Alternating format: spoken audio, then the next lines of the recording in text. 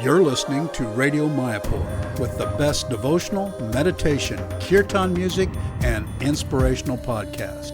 This is Radio Mayapur. Hello, Hare Krishna.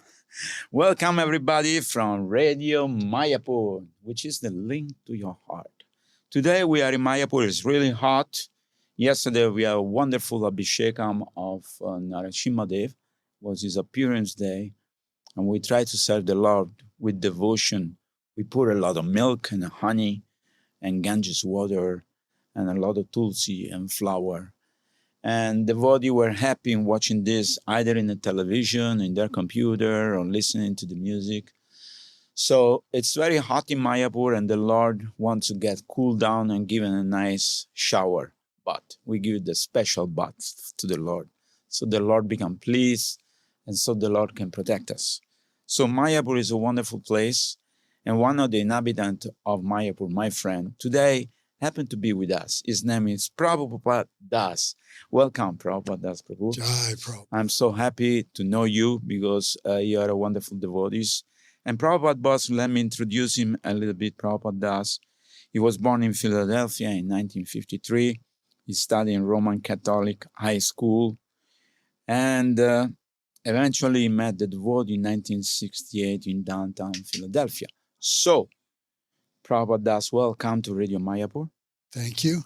It's a great pleasure to have you with us. Likewise. And please, Prabhupada Das, tell us a little bit about, because your life, you grew up there in America and you did so many things. But at one point in your life, things changed. It took a different trajectory. So tell us a little bit about your family. If I may, Nama Om Vishnu Padaya Krishna Prastaya Bhutale Shumate Bhaktivedanta Swami Namine Namaste Saraswati Deve Gauravani Pacharane Nirvasesha Sunyavadi Paschatadase Tarane. So my life is very materially meager. I was born in South Philly among the Italians, the mafia, and, just those standard row houses. And I got 3 brothers, 3 sisters. And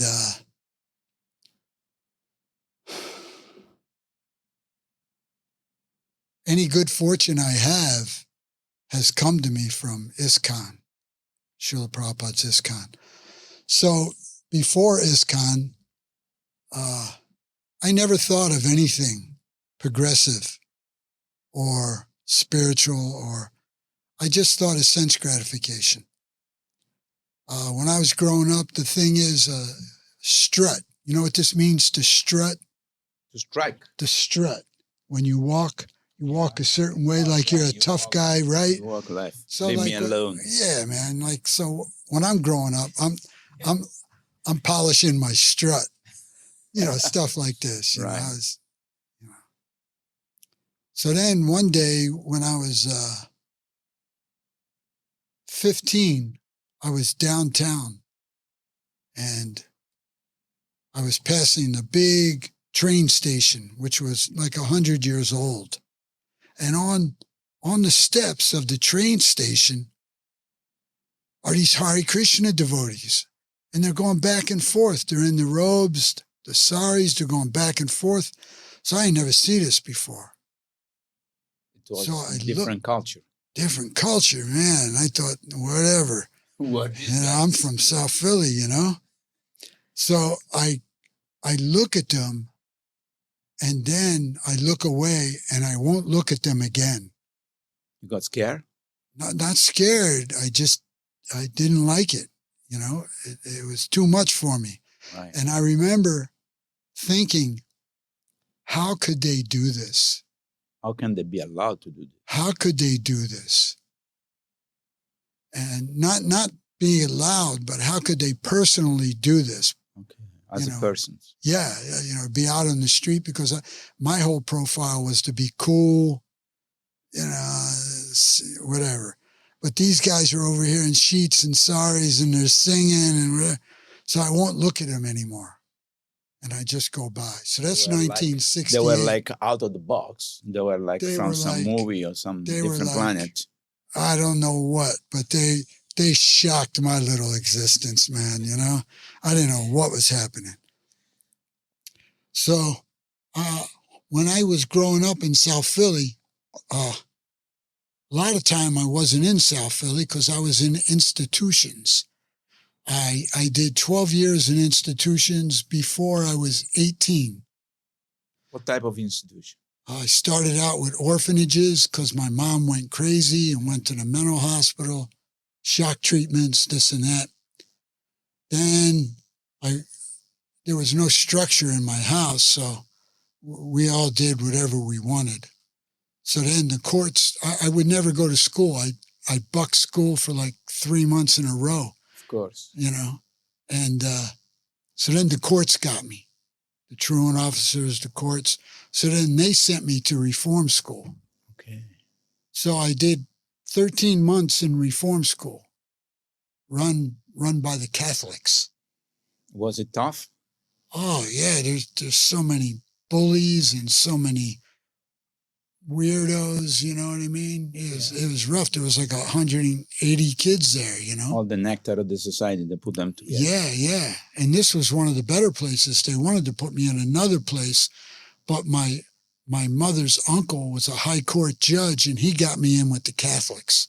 Otherwise, they were going to stick me in a more hardened place. Yeah. So anyway, I did 13 months.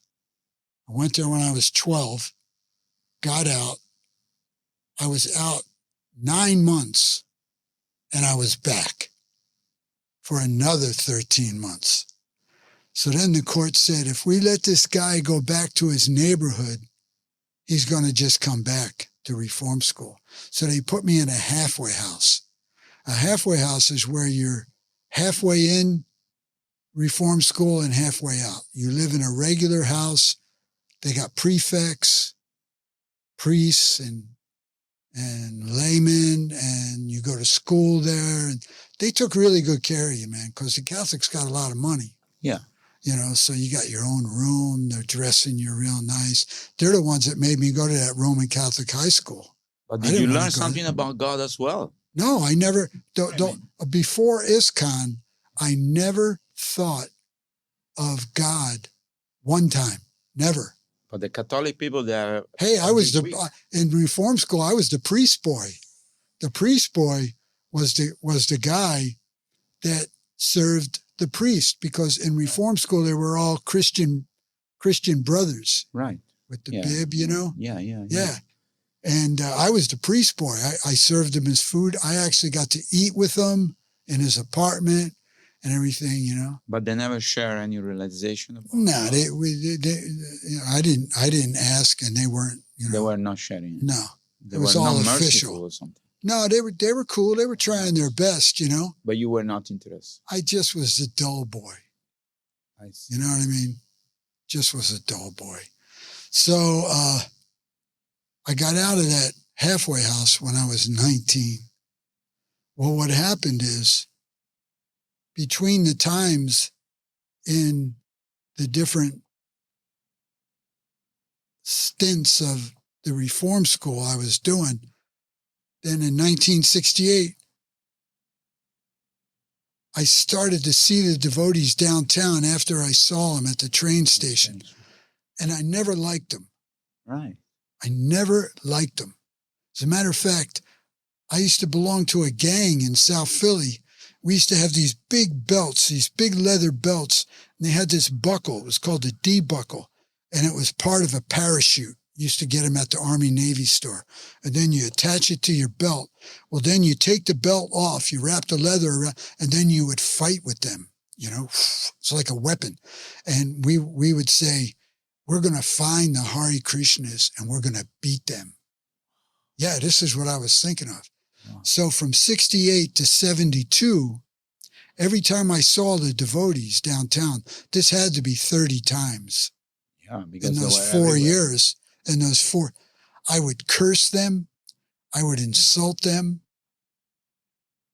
I was a rude dude, man. I was like a junkyard dog. And they would just, I don't know, they'd be looking at me pitiful or something. I wasn't really tuned in, you know. If I was in a good mood, I would just walk on the other side of the street when I saw him, you know. So finally, after doing this for 4 years, you can imagine where I was going. I was going to hell in a bucket. You know what I mean? Yeah. So then in 1972, after I got out of high school, I was downtown and this one big Irish brahmachari, Trilochan. Trilochan's a name for Lord Shiva. It means the three eyes. Yeah. Trilochan Das. Now, Trilochan Das, he was also a street kid. You could tell just by looking at him and his demeanor, you know what I mean? And he was like 6'2", 6'3". Huge. So he comes up to me, he tries to give me one of Prabhupada's paperbacks, right? So I give him my... He looked at me and he said, "You're just a little punk." And then he just left me. He just left me. He didn't say anything else. He just went to find somebody else. So by Trilochan Das's mercy, by Srila Prabhupada's mercy, for the first time in my life, I thought, I shouldn't do this. This isn't good. I never thought this before. But this time when Trilochan gave me the verbal slap, Yeah. something happened. You understood. Something happened. Well, it was the beginning, you know. I thought, I shouldn't do this. This isn't good. So I looked for Trilochan, downtown Philly. Now, downtown Philly is like all those big Chicago and New York. It's packed. And I'm looking for him, and I can't find him. 10 minutes, 20 minutes. Finally, after 20 minutes, 30 minutes, I see him, and he's talking to somebody. So I wait, and then I go up to him, and I apologized, and I gave him $2. And he gave me a little paperback, On the Way to Krishna, something like that, Raja Vidya, one of those ones, you know. He gave me that, and he told me to come to the Sunday feast. So after I got out of the halfway house, they got me this high-tech job. I was working downtown Philly in an insurance company run by all young guys. It was very, very supposed to be on cutting edge, right? I was the mail clerk. I was delivering the mail, right? But after I apologized to Trilochan Das Prabhu, my envy went away. Amazing. So on my lunch hour from working on the 30th floor of a high-rise in Philly, I would find the devotees downtown and I would ask them, who are you? What are you? Where do you live? What's up, you know? What are you doing? So after talking to them for 2 months, finally I go to the Sunday feast. So I go to the Sunday feast, and I remember when I walked in the temple room, the lighting and the smell, it was like nothing I ever experienced. The lighting was like Christmas lights, and the smell was incense. And I don't know what's going on, right? This is my first time inside, right? Then we go into the temple room. Now, because they had big Lord Jagannath deities, now they're bathing Lord Jagannath in yogurt in the middle of the floor. So my first time there, I got to bathe Lord Jagannath. Wow. And then after the kirtan and everything, and the lecture, then I'm sitting on the floor and I'm kind of wondering, you know, what's next. Then I look up and there's this blissful devotee and he's got this huge paper plate of food. It was killer, man, because it was all South Philly or Philly Italian. They had the eggplant with the peas and the tomato sauce with the curd. They had this, that they used to have the white porries with the powdered sugar on them. They had the hot. So I look at them. I'm sitting on the floor and I remember I said, "What, this is for me?" And he said, "Yeah." Wow. So I must have ate 3 or 4 of them puppies, you know what I mean? Now they're all calling me Bhakti Nick. They're all telling me, man, I ought to move in. Rath Yatra's coming.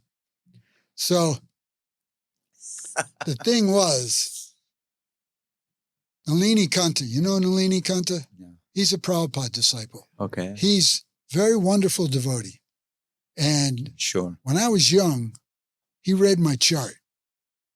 And when he read my chart, he said, man, you should have been born in the family of devotees or rich or something. I said, well, what happened? I was born in South Philly. I said, my house was so dirty, I wouldn't even let nobody in. I was so embarrassed. You know what I mean? It was just, it was crazy. My life was upside down before ISKCON. What happened? And he looked at me and he said, you had a big mouth. And in your last life, you offended a holy man. So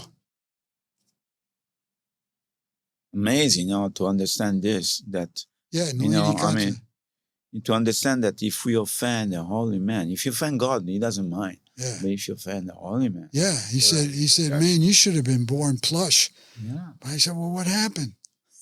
So anyway, then I got out of South Philly. Me and my brother Das, who's also a devotee, he's 5 years younger, and we didn't have any money. We were always restricted because we're in the institutions. So we just hitchhike around. We did it for 3 years. I must have went coast to coast on my thumb with no money for 30,000 miles. I know that. Right? So we were loving it, man. You know, we would go and we would go out in the middle of like some big place like Wyoming or Nevada, you know. We would eat some LSD and stay up all night and look at the moon and the stars. We never saw this stuff, you know. Yeah. So we did that. Then we came back. We wound up in Flagstaff, Arizona. I got married. I had the nicest wife. My first wife was a peach. She was a peach. She had a personality. My Guru Dev was asking about her before he left in 2012 or 2016. He said, what about Deidre? So I said, well, Guru Dev, you know, everybody loves her. She's well respected, you know. And he said, she was always so cool. And that's what Deidre was. Deidre was a real, she was the gem, you know. So anyway, I blew that with my anger, you know, from being raised in the institutions, you know, from bullies, from pedophiles. Yeah. You mean you carry a lot of resentment in your heart? Just angry, bro. Just angry. Angry because you went through such a tough situation. Angry. I don't know why. Shit, man. Why I had to go through this? I don't know why I was so nuts. I was just nuts. You know what I mean? Uncontrolled senses, uncontrolled mind. Yeah, desire. I was just a crazy boy. So I blew that.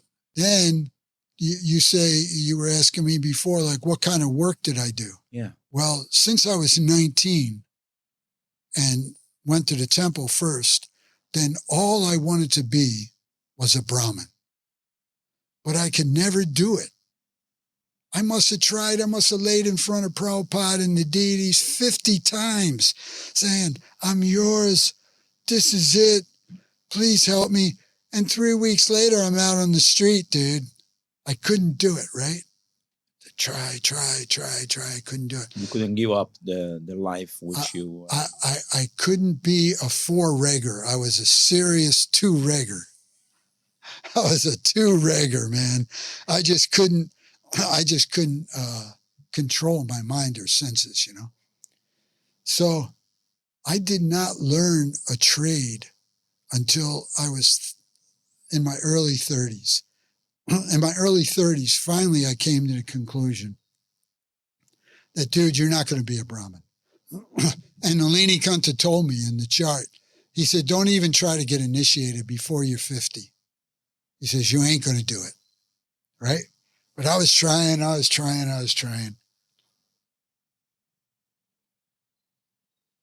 So then I started to learn how to paint. Before painting, I was digging ditches. I was mixing cement. I was working, you know, it was all labor. My whole life was labor. Up to 62. All I did was labor. I don't know what I did last time around with my big mouth, but I was in for a hard time, man. There was no easy times to it, right? I was always wearing dirty clothes. There was no profiling, you know what I mean? So,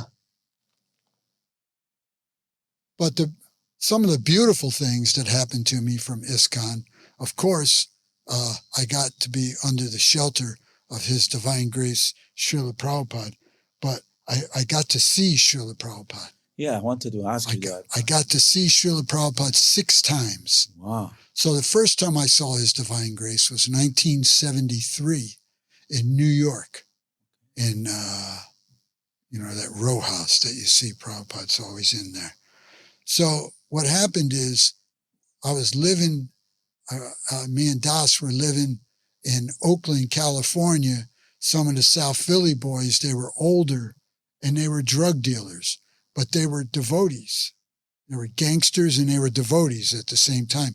So they let me and Das live up in the attic. Me and Das never worked. We whatever we ate, or we were in la la land, man.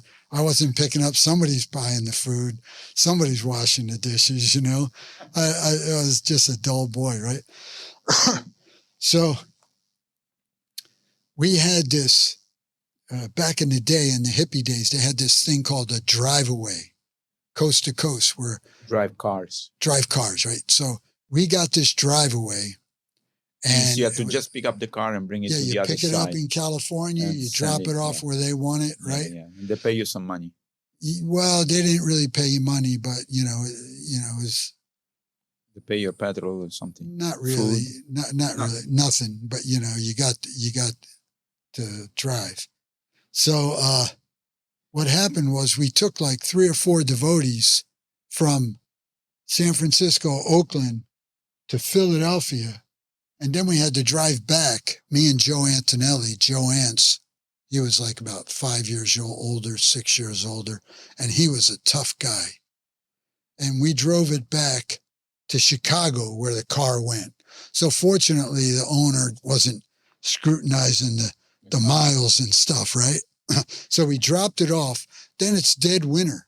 Now we're hitchhiking back from Chicago to Philadelphia. We're freezing our butt off, man. It's cool. So Joe Ants, he knew that Srila Prabhupada's going to be at the New York temple. I didn't know. I'm just hanging with Joe Ants, right? I'm only into Krishna for 1 year. I don't know what's up, really. I'm just dressed in my denim. I'm a deadhead at best, right?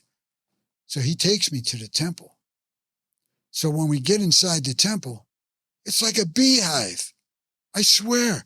And it's that beautiful color again, that Christmas-like color, Wasn't no hard lights and stuff, it was just beautiful. And everybody's the whole place, man, and it's packed because Prabhupada's there, right? So, I'm kind of like, surrounded by the big elephants and stuff, right? So I'm just, being cool, trying to keep a low profile. So all of a sudden, His Divine Grace, Srila Prabhupada, comes in the temple. And we all hit the deck, pay our obeisances. Yeah. So then I get up, and Prabhupada's right in front of me. He's like 5 feet in front of me. Wow. And I remember looking at Srila Prabhupada, and the first thing I thought was, oh, Prabhupada's short. Because I thought he was 10 feet tall, because he's doing all this superhuman stuff, right? So anyway, Prabhupada gives the class. Then after the class, His Divine Grace gets up off the Vyasasana. He goes into the hallway and he's going upstairs. So we're all in the hallway and we're all like laying next to each other, like on the floor. On the floor, right, as Prabhupada goes by. So this devotee next to me, I don't know who he is. He's dressed like a devotee. He's shaved up.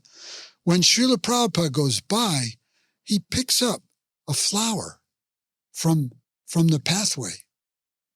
It was a little marigold. And he looks at me. And he shoves it in my mouth. He just shoved it in my mouth. In your mouth. And he said, eat it. Eat it. Just like a drill sergeant, right? So I'm laying next to him. And I'm thinking, I don't know what I'm thinking. But I was thinking, okay, it's cool. I said, sometimes, they pick pokeweed and they make a salad. So it's cool. Somehow my mind accepted by Super Soul cut me a break, you know what I mean? So I ate that flower, right? So then we go back. Now we're in South Philly again, trying to get a job, trying to survive, living at mom and dad's house, Then the next time I saw His Divine Grace, I was back in California, and Srila Prabhupada arrived, this is 1974, for Rath Yatra. It's that famous picture where he's up on the stage with his arms up and everybody's gone nuts. So it's that, right? So I'm at the airport for that, for the arrival. And Srila Prabhupada comes in and he's leading this procession of devotees. Now the Radha Damodar buses are there, all these book distributors. Me and Das were just like little fringies, you know what I mean? But we were there because we, it was Prabhupada's mercy, ISKCON's mercy, we were there. But for 3 days before the Rath Yatra, they rented a big hall and they're cutting up all the veggies and the fruit and getting ready for the big feast, right? So me and Das, we're doing that. Now we're at the airport and Srila Prabhupada's coming down the hallway of the airport and he's leading this procession of hundreds of devotees. And Prabhupada is smiling. He's got his cane and he's so happy to be with his boys and girls.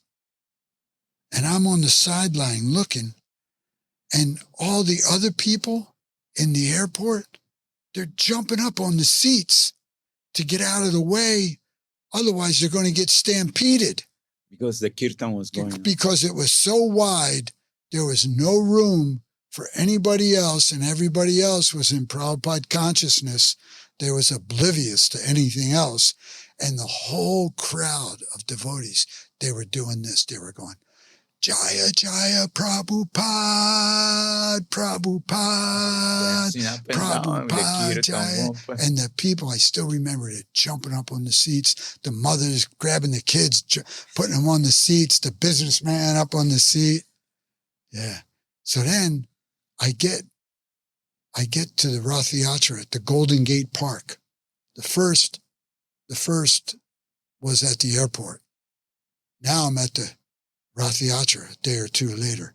So I'm up on one of the wheels of the cart. They got 3 carts.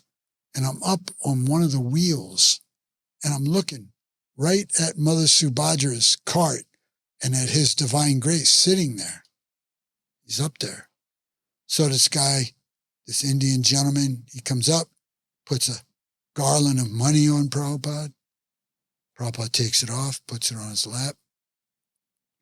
Now, when we were living in that hippie place where they let me and Das sleep in the attic, Mike Ants and Joe Ants, the 2 brothers, there was a girl there, and she was the fiance of one of the devotees where Vishnu, John, and Tamal Krishna Maharaj used to park their bus there in Oakland. Yeah. As a matter of fact, this devotee, his name was Jerry then. Now he's Jagannath Das. He's the one that orchestrates to this day the San Francisco Rath Yatra, right? So his wife never really cared for me and Das because we were mooches, basically, right? We didn't. She came from like the high end of the family, you know what I mean? Me and Das were coming from the ghetto, right? Yeah. So she never really cared for us, you know what I mean? But me and Das didn't care. You know, we were in our own world, right? Well, anyway, she made this shawl for Prabhupada, you know, where they knit, they crochet. Yeah. It was beautiful, dude. It was huge. And it was the orange and the white blended together. You could still see it on the pictures. And when Srila Prabhupada, then she washed it, you know, she wouldn't let nobody see it, you know, definitely not me and Das, right? So she washed it, then she wrapped it like a big Christmas present, right? So I'm up on the wheel and I'm looking at His Divine Grace. I got the bird's eye view. Yeah. So this package comes up. Choom, choom, choom, choom. So the sannyasis get it and they put it to the side. Prabhupada goes, no, give it to me. Now, it was cold in San Francisco on that day, and His Divine Grace did not have a proper jacket. He had the skull cap, Right. but that's all he had. And he was cold. Yeah. So he opened up that package and he took out that shawl and he opened it up and he looked at it and then he went, and he put it on. And you know, when somebody's cold and they get something warm, then they kind of go, you know, like that. You could see it. It's on the video following Srila Prabhupada. Srila Prabhupada snuggling in that, you know, and he wore it the whole way. Then by the time he got to where the stage was and everything, the devotees got him a beautiful white sweater. You know what I mean? That's what Prabhupada's wearing there. But in the beginning, he wasn't properly warm, you know, and he got that. So now we're at the stage. Now my brother is intelligent. He's up front looking at the whole thing. Well, me, all I can think about, because we didn't have any money, we're always hungry. You know what I mean? You're thinking about I'm thinking about the glove jubbins, because they had like 5 or 10 big 50-gallon barrels of these glove jubbins. And I'm just thinking, well, the brahmacharis back then, dude, they were tough, especially in San Francisco. You ain't getting nowhere near that food. And if you get too close, I'm going to take this stick and I'm going to beat you with it. They were tough boys, right? So I'm there and I'm, oh God, glove jubbins, but I couldn't get next to them, right? So all of a sudden, the stage and the crowd in front of the stage, they're like 100 yards away. All of a sudden, the whole crowd in 1 second starts to roar and gets up in one swoosh, in one move. They start to get up. I'm talking thousands of people, and they're all roaring. Well, what happened was, that's when His Divine Grace, Srila Prabhupada, got up and started to dance. And when he put his arms up and started to dance, then the whole crowd just went up in a second. So I didn't get to see His Divine Grace, you know, get up and dance, but I got to see the reaction of the crowd from where I was at. And that was just breathtaking. That was breathtaking, man. So the next time I saw His Divine Grace was in 1975. Now I'm back in Philadelphia. I'm doing some job. I'm working at one of the big department stores downtown, Wanamaker's or something, right? And, you know, I think that for a year, I wasn't going to the temple much, right? I started going to the temple in 72. Now it's 75. I think for a whole year, I was eating LSD for every day. I was just eating LSD, right? I was just trying to be happy. Trying to make some sense of it. Right? Into another place. Trying to be. I was giving it a good go, bro. Yeah. So all of a sudden, one day, late July, me and Das get a call at my parents' house. Prabhupada's coming to the airport. One of the South Philly boys is telling us. So me and Das, we go to the airport. Yeah. So all of a sudden, I'm even on the film. After 30 years, I found it.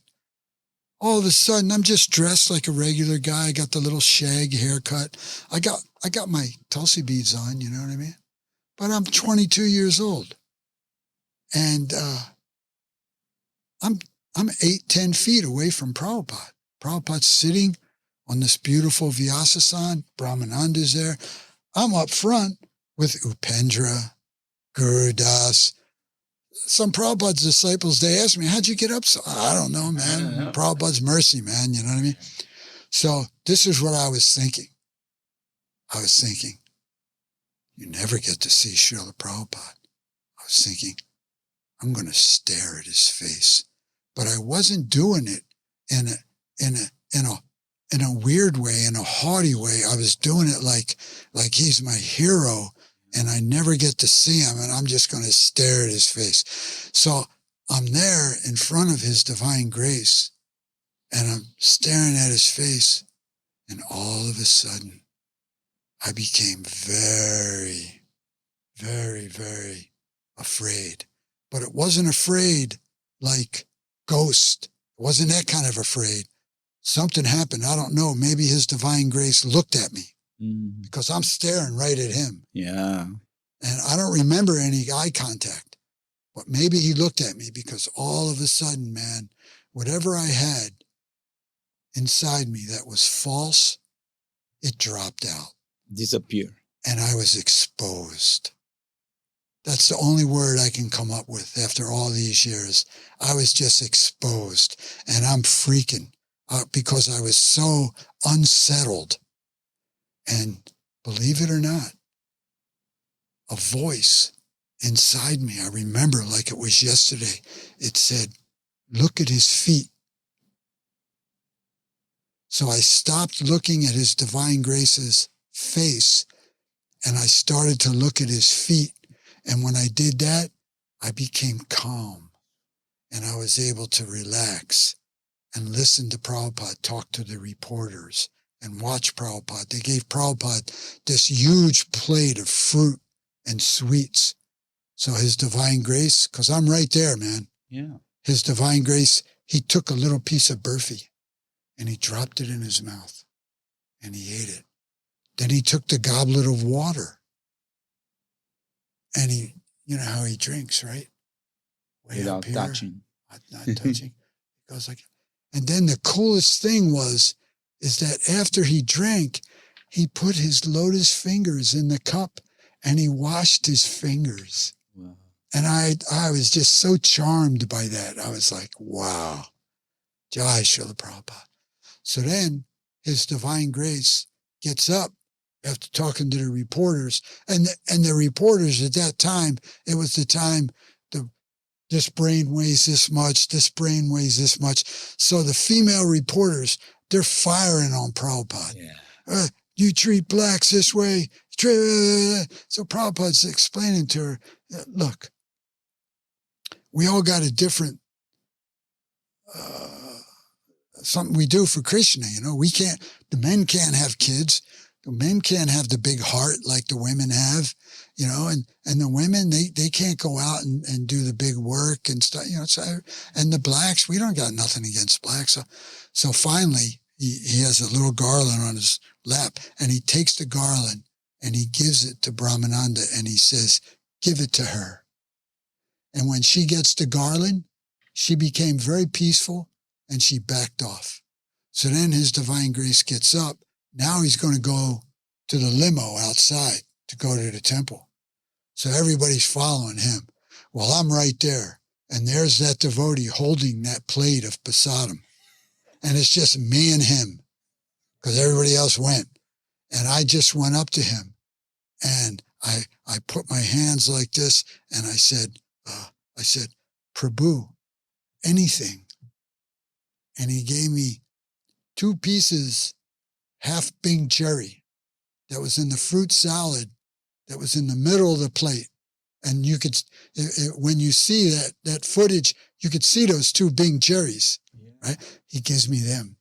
So I'm like, whoa. So then I run and I find out where Das is. And I said, Das, I got this off Prabhupada's plate. I saw him eat off it, right? So I give him one and I get one, right? That's a beautiful story, man. Exposed. Many people that have this experience that when they saw Prabhupada see through them like an X-ray, and they could not hold Exposed. they could not hold the false pretense of who they think they were, or something like that. No, it's something like mystical experience, would you say? Exposed. I couldn't figure out what was happening. I just went back to San Diego and I was trying to get my X2 visa. So I can't afford to live in the U.S. So I asked Bhadru Narayan Maharaj, he let me live in the Brahmachari ashram. Nice. So in return for a room and food, because I painted for over 35 years, they all know I can paint, right? They're like, please, we got these projects. So I'm painting every day. And this Prabhupada disciple, he's so sweet. I told him that story, and he's the one that said, exposed. And because I couldn't find the word Yeah. to sum up what was happening to me at that time, Correct. you know? Exposed. So I went to the Rath Yatra. I don't think I went to the temple again while Prabhupada was there. Got back into my la land. And then the next time I saw His Divine Grace was I'm living in a hippie commune in Flagstaff, Arizona by the Grand Canyon. Beautiful place. Yeah, it was real nice, right? And this is like all new to me, man. I grew up in a whole different setting. Now I'm with all these cool dudes, right? We're offering our food, you know, in some kind of Mayavad way. I was like the Krishna connection, me and Das there and stuff. So we were right by the Indian reservation, the Hopi, the Navajo.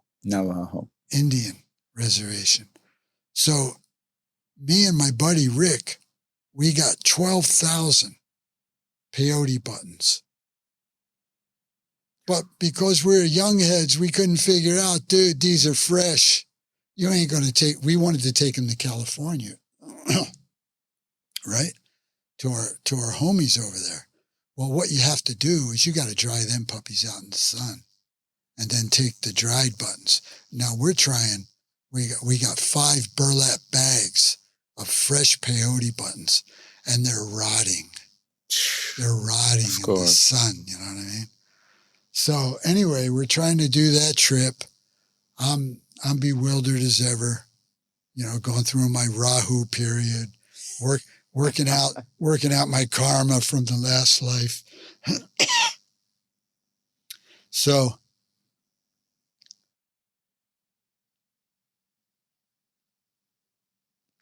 excuse me. So I said to my buddy Rick, I said, Rick, we're right by the temple, the Culver City Temple. Let's go, man. Maybe we can get some prasad. So when we get there, we parked the car.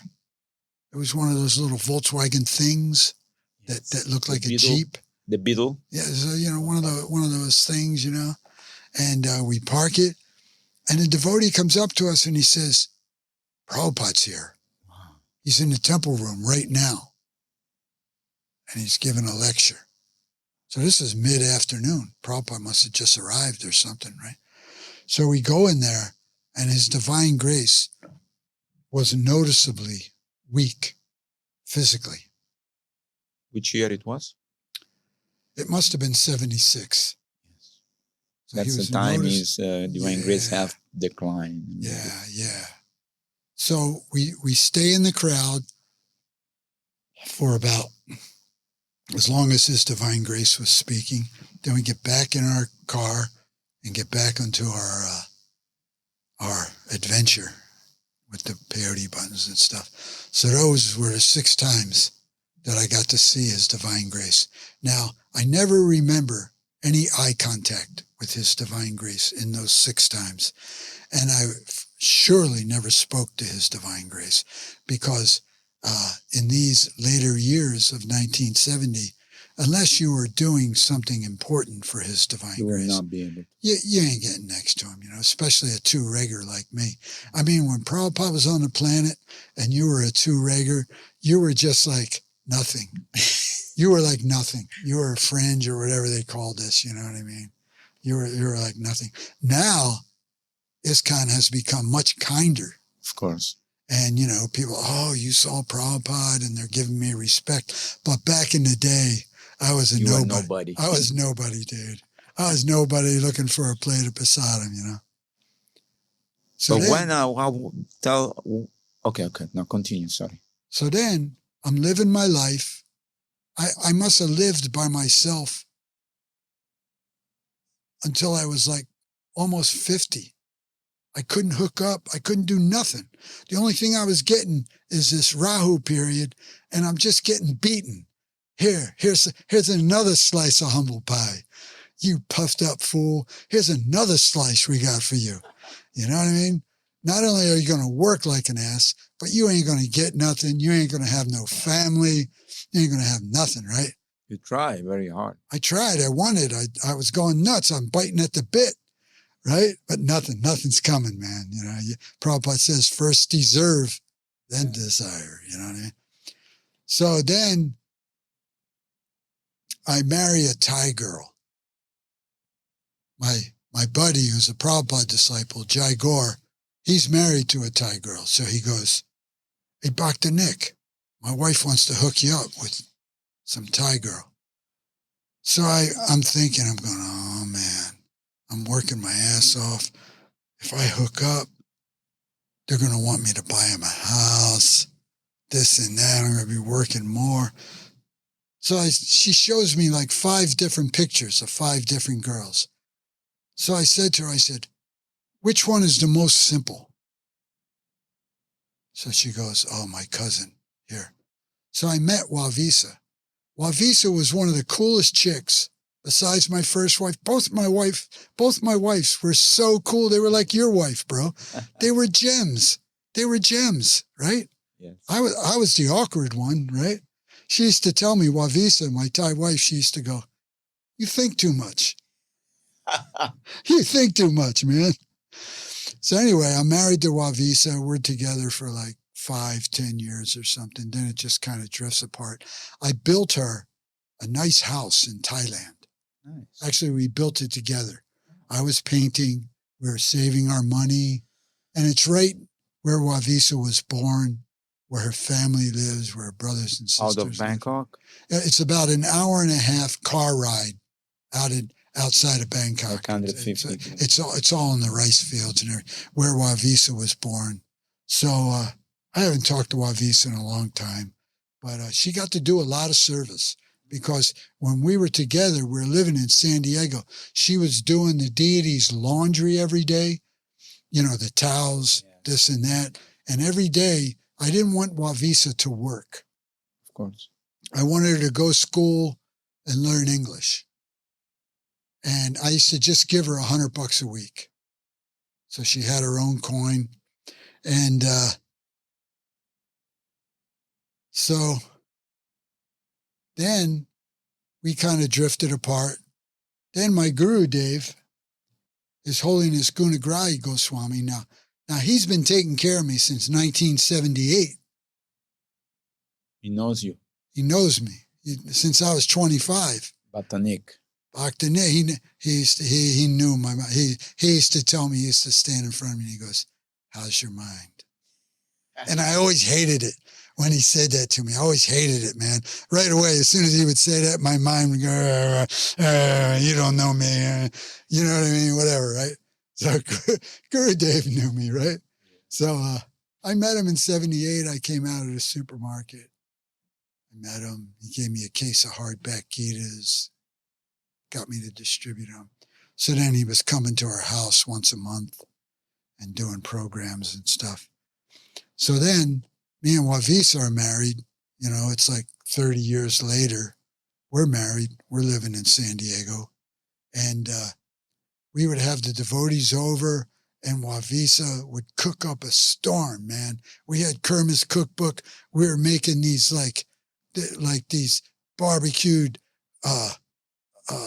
curd patties and tomato and hickory sauce. Wavisa's making her spring rolls. She's frying them in ghee. We're making shrikhan. All the devotees, they loved our feast, man. We were pulling it all out, right? Guru Dev loved them. He would come. So Wavisa got a lot of points, you know what I mean? A lot of mercy. A lot of mercy.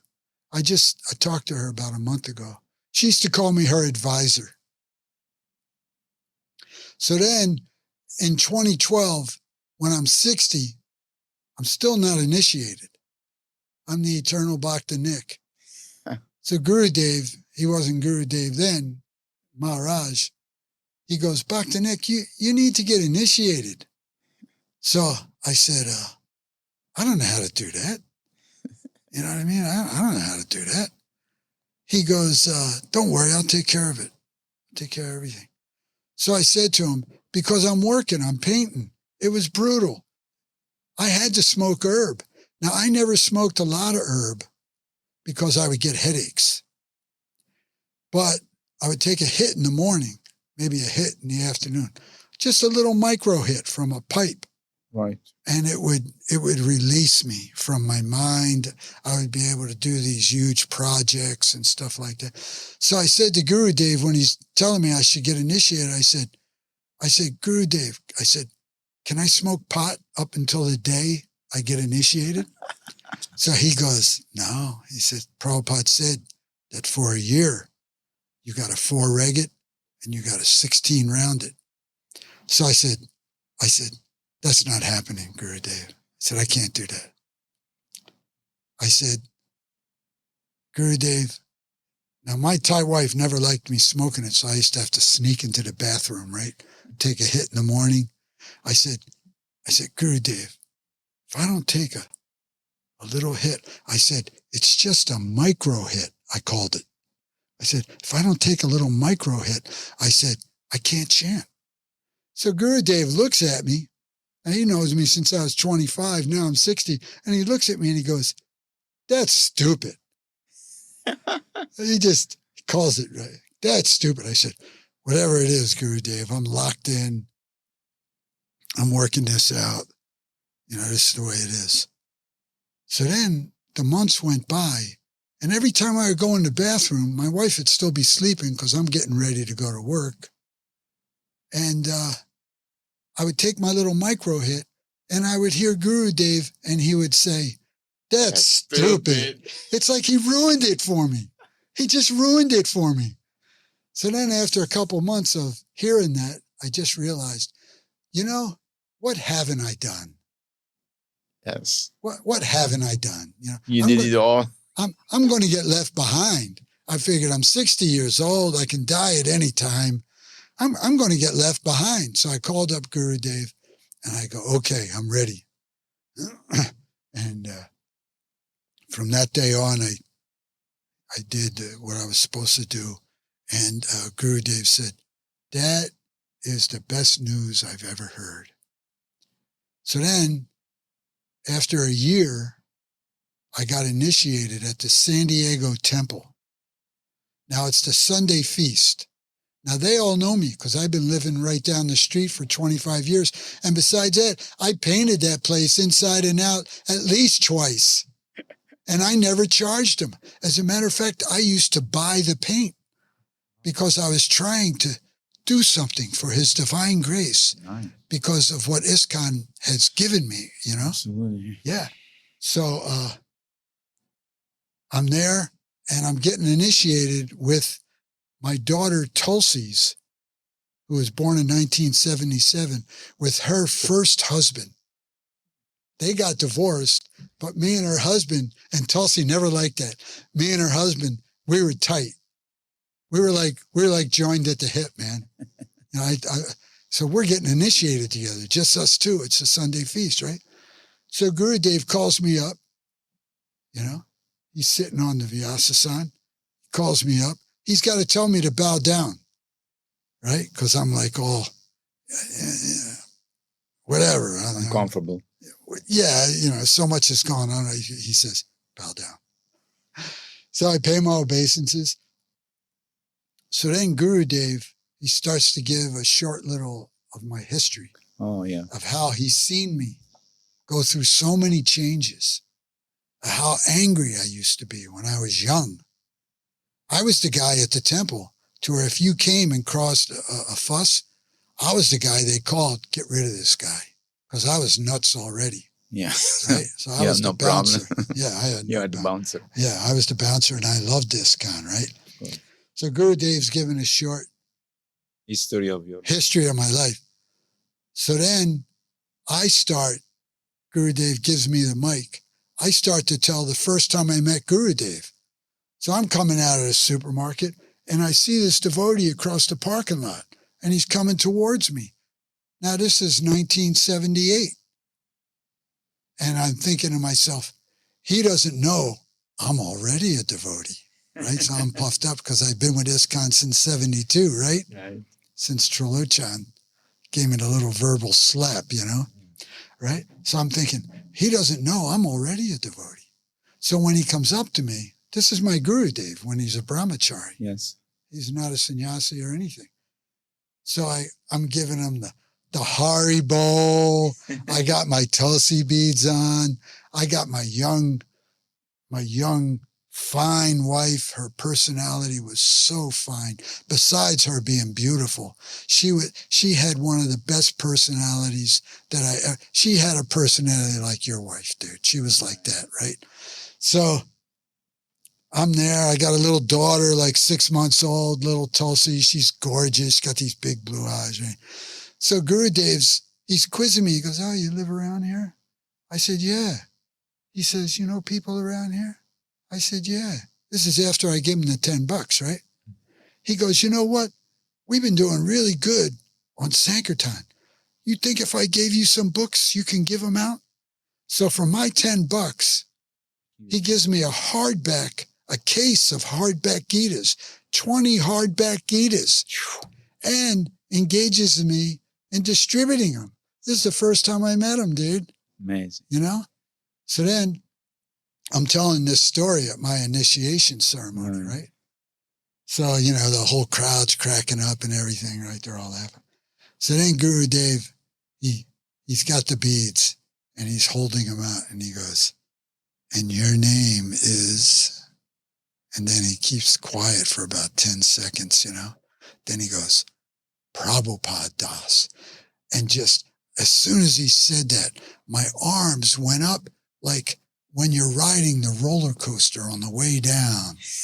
My arms went up and I just went, Haribo! And then I did it again. I said, Haribo! And the whole temple room, it's packed. They're all cracking up. Dravita's there. He's cracking up, you know, and my buddies are there. And I just been holding on to ISKCON ever since, man. ISKCON, I feel like I was born a frog and I got turned into a prince. I tell you from my heart. I believe you. I cannot live without Srila Prabhupada and ISKCON. I think you're becoming addicted. I'm addicted. I can't live. It's a different addiction. Yeah. I can't live without Srila Prabhupada. Every day I have to hear his voice. Every day I have to try and be what Srila Prabhupada wants. And we all know that that's not a simple thing. Of course. You know, especially when you're brought up like most of us are, right? So that's my little history, dude. Now here I am. I'm sitting here. I'm 71 years old. I've been with ISKCON over 50 years. And I'm just a happy little camper.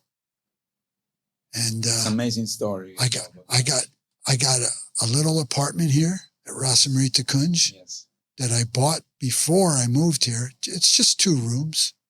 Yeah, it's beautiful. I feel like it's like a shrine. It's like a shrine. We have a lot of Prabhupada teacher and a lot of nice things. So Prabhupada Das, I can talk to you for many hours. And I love ISKCON. That's how I'm going to end it. I love ISKCON. Okay. And I love you, and I love Nitai, and anybody that loves Prabhupada is my hero.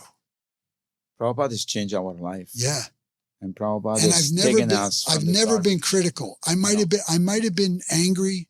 Yeah. I might have been frustrated because my material desires weren't working out the way I wanted, but I never was critical. As a matter of fact, one time my Gurudev, I was driving him to the hospital. This is when he had the cancer and he's trying these new, and he told the doctor right in front of me, it's the doctor and Gurudev. He said, see this boy here, Nick? He's very non-envious. And I thought, what a sweet thing to say. What a sweet thing to say about. And then I thought about it. And really, I'm not. I never really cared. I never wanted to be you. I never wanted to this or that. You are what you are. Yeah, I always liked being me because I'm unique. And my greatest treasure is that I can't live without Srila Prabhupada and the devotees. So I always liked myself. You have any parting message for the people who are listening to this? Yes, I do. I do. I have a very good one. It's like people ask me, how have you been around for 50 years? And I said, develop a personal relationship with Srila Prabhupada. And then nothing will be able to shake you. And then I say, always love Prabhupada and always love ISKCON. Because if you love ISKCON, Srila Prabhupada will love you. Because Srila Prabhupada, ISKCON is his body. And everything we're experiencing, it came from Prabhupada's heart, you know? So that's my parting words. Develop a personal relationship with his divine grace, and always love ISKCON, and always love Prabhupada. And don't criticize. Yes. Don't criticize. Look at your own bag of rocks. Yes. Yeah. In other words, we must read Prabhupada books every day in order to develop the relationship. Because Prabhupada is speaking to us. Yeah. He said, my books are for the next 10,000 years. And out of the and 9, for all of us. That's the number one. Out of the 9 processes of devotional service, hearing is the beginning. So that's what I do every day. As soon as I get up in the morning, Prabhupada, I put Prabhupada on. Prabhupada's on all day. Yes. You know, my Guru Dev asked me a while back, he said, Dr. Nick, I'm giving these lectures in Dallas on anger management. And I remember when you were young, you were so angry. He said, what happened? So I thought about it because I never really thought. And I said, I had a Bose, one of those Bose speaker things, you know, played the MP3s. And I kept Prabhupada's voice on it for decades, 24/7. And I wrote back to my Guru Dev. He said, write me a little paragraph. And I said, that's what happened. And I was listening to Prabhupada's voice all those years. And Prabhupada just changed me. So powerful. So I hope somebody listens to this at some time, gets a kick out of it. Because, man, I really came from nowhere. I was a dull boy. Prabhupada, I remember asking you this question many years ago, or a few years ago, and you told me, nah, I don't want to do this. I don't know. I don't want to say about my life. But then when I asked you recently, you say, yeah, let's do it. Because you know, there is... Gangadhar. No, I think because there is nothing to hide anymore. Our heart is clear. We are in Prabhupada's family. And this is what we were, and what we are. We are trying. We are broken can. We're bent can.